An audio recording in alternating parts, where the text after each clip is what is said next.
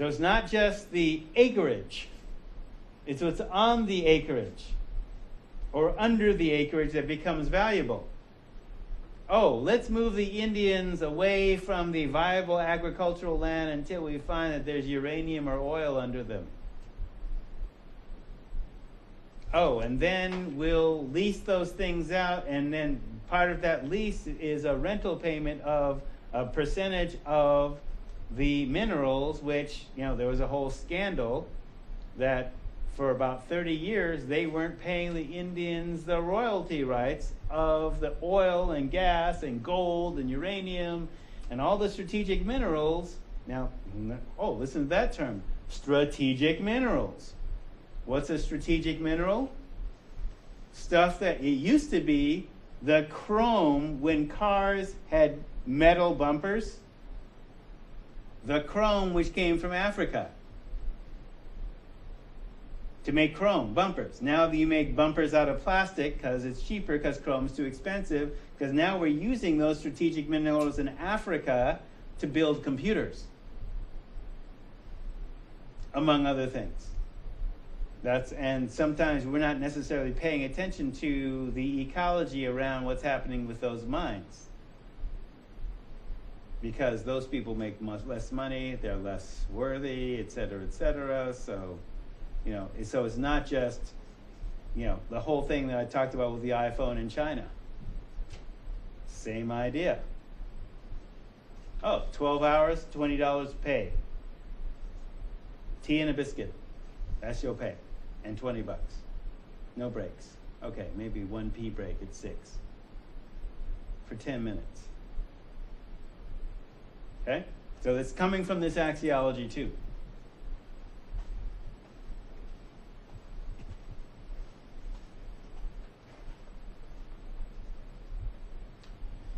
So the African and Hispanic axiology. The highest value lies in the interpersonal relationships between people. In this axiology, the value of the relationship can supersede life itself. So for example, if I reverse what I did with Euroaxiology, the highest value consists in the relationships. So for example, if we use the death statistic, when I first started working here, and so now I've kind of aged out of this statistic, but here's how it works. CDC, Center for Disease Control, black male between 18 to 42.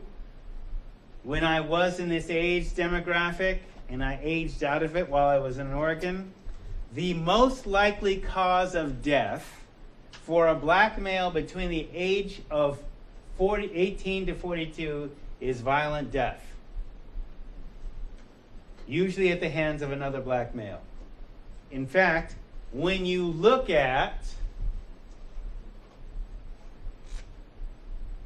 so for black males, when you look at who killed who, 76% of black males were killed by someone they knew, relative or friend. When you find out why,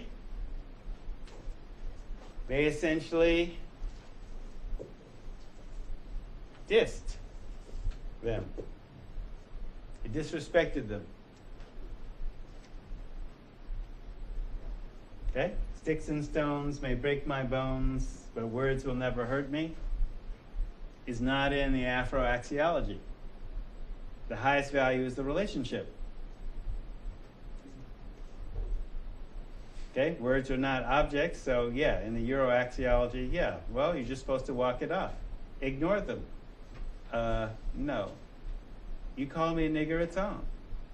This is war.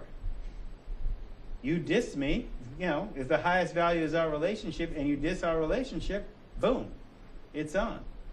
Honor, machismo, same axiology. And the reason he's talking about, the reason Afro-Hispanic axiology is because of the Moorish conquest of Spain. Basically, algebra, al meaning the, gebra mending, in Spanish becomes el. And so he talks about the whole view of time, the whole axiology. It's basically the highest value is the relationship. The Spanish word confianza. It's not like English confidence. It's something deeper. It's basically, it's an unshakable faith in a person based on your relationship. I don't care what they say about you. I don't believe it. Okay? Highest value is the relationship. Same thing with the female death stat basically as well. Killed by, or domestic partner or something like that. I didn't tell you about the Nicole number, did I?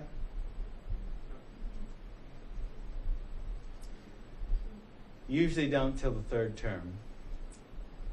But it works like this. It's going to be painful, so I'm just warning you in advance. In the O.J. Simpson trial, what did people focus on? What do they focus on? O.J., yeah. And? Say again. The gruesomeness of the death. And what else? What's next? Why did people object to the verdict? Huh? Say again? The glove? Not found guilty. And why? Was the lawyer incompetent? Okay, so people are objecting to that he bought justice? Right? So are you objecting to that you can buy justice in America? Or that he bought justice in America?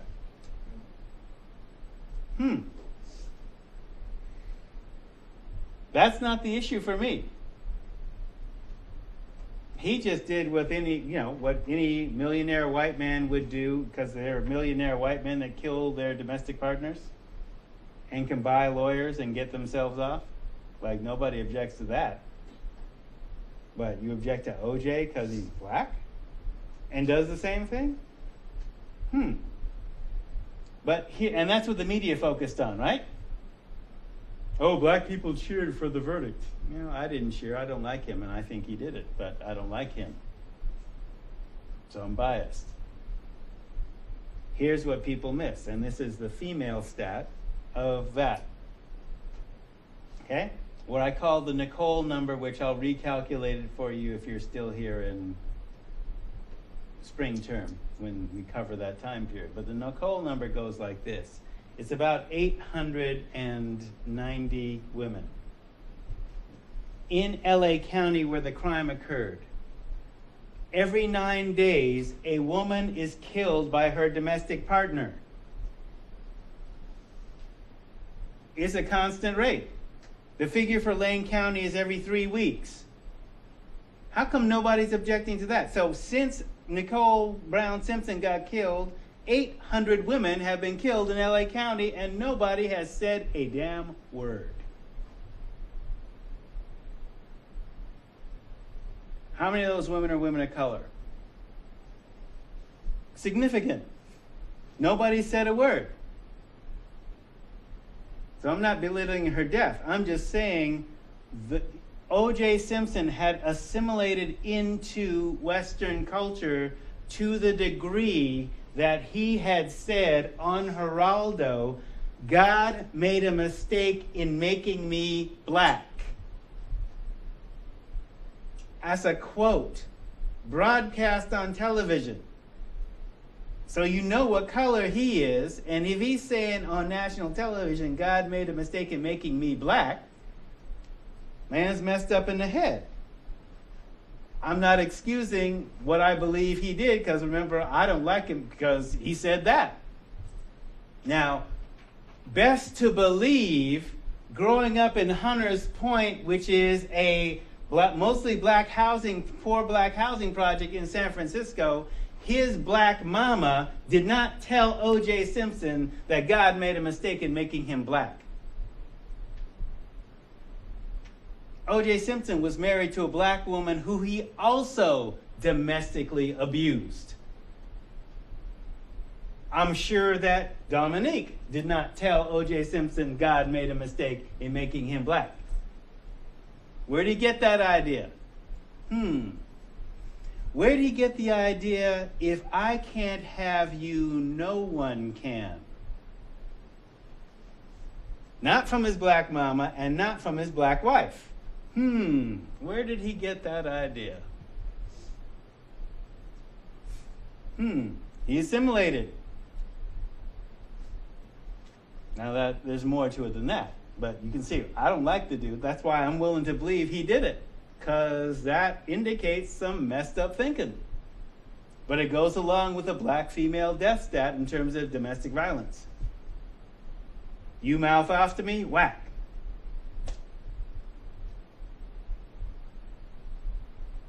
Right? Or, females kill other females too. So I'm just saying, it's the highest value is the relationship. If our relationship is kaput, boom, it's over. So this axiology evolved in more tropical climes. So with a year-round growing season in Africa, there's no winter. We escaped the whole Ice Age thing 10,000 years ago, right? You've read Asante, so you know there ain't no winter in Africa. So year-round growing season, variety of plentiful food sources, and plenty of room, a culture which places emphasis on the bonds between people evolved because the survival needs demanded strong kinship ties. Kinship ties are more important than possessions. So the currency is royal worth, respect.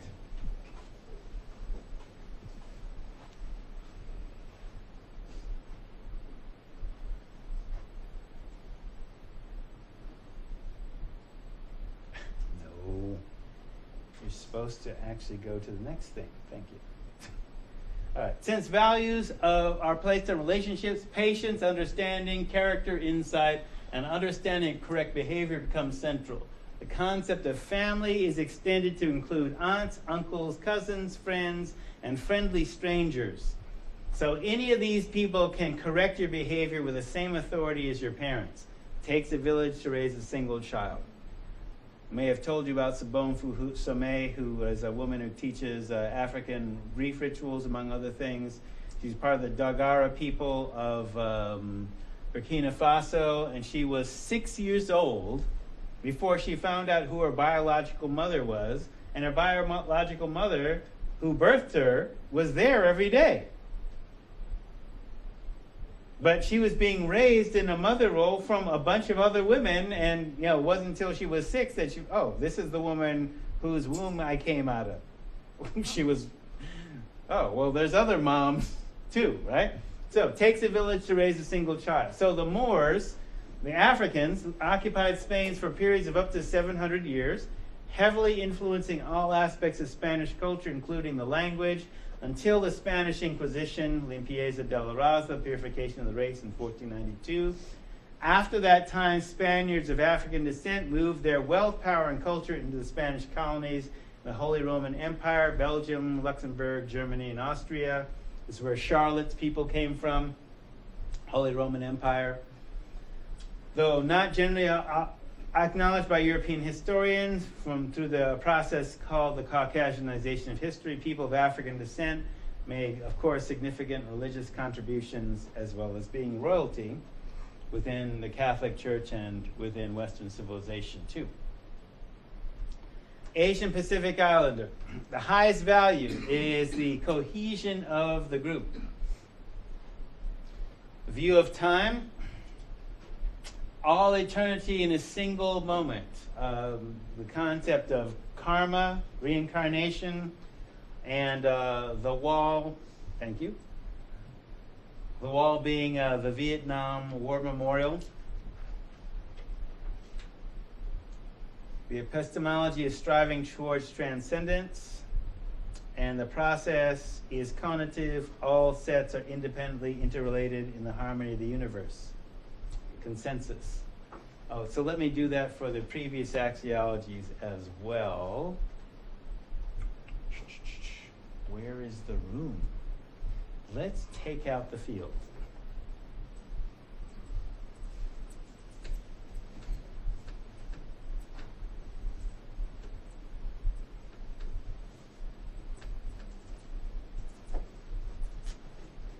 So, Euroaxiology. Highest value is the person to the object. The view is of time. Time moves in a single direction from the past to the future. Time is money. Time is an object. The logic is dichotomous logic.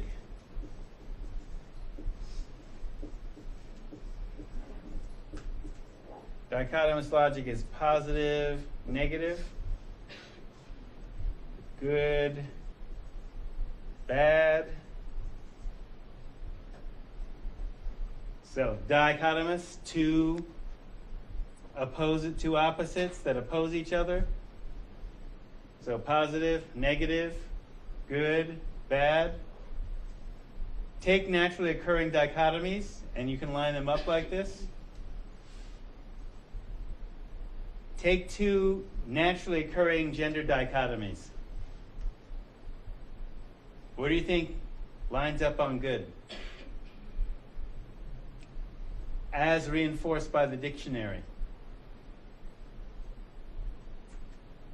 Oh, obviously this is going to take more than 5 minutes, but I'll break it down for you. I'll show you how this is reinforced. I'll just show you here. Mayo. Ben?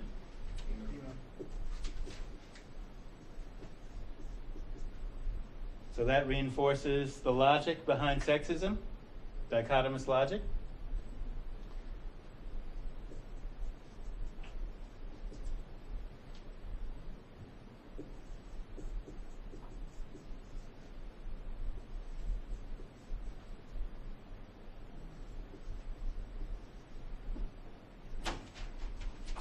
Two minutes. Aye.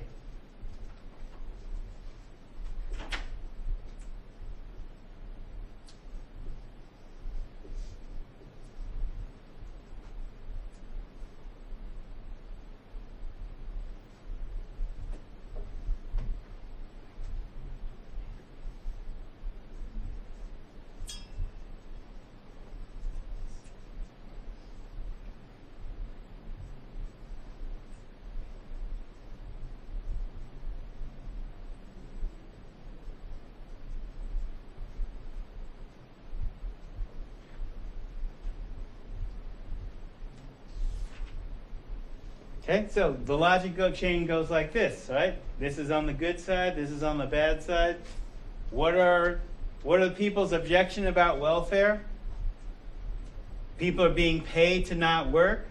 Okay, but with farm subsidies, farmers are being paid to not produce crops, so that according to the law of supply and demand, their crop prices stay high. They're being paid not to work. Guess which, look at the budget, guess which has more money? Who's being paid more to not work? Farmers or people on welfare? Look at the budget. Farm subsidies are higher.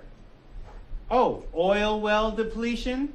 The government pays you money not for oil that you are producing, but because your oil well ran out. And they paying you money, not to produce oil, but for not working. Nobody's objecting to that. Guess who gets those?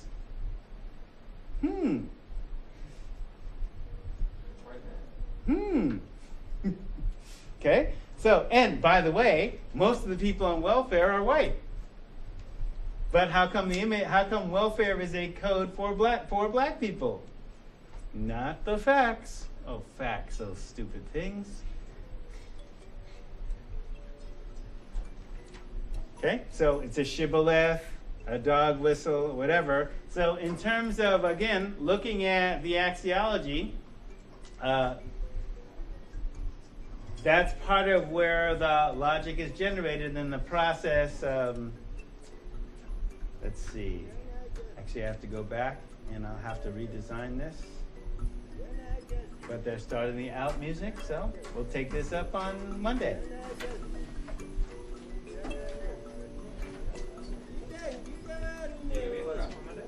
Oh, we don't have class on Monday. That's right. It's Veterans Day observed.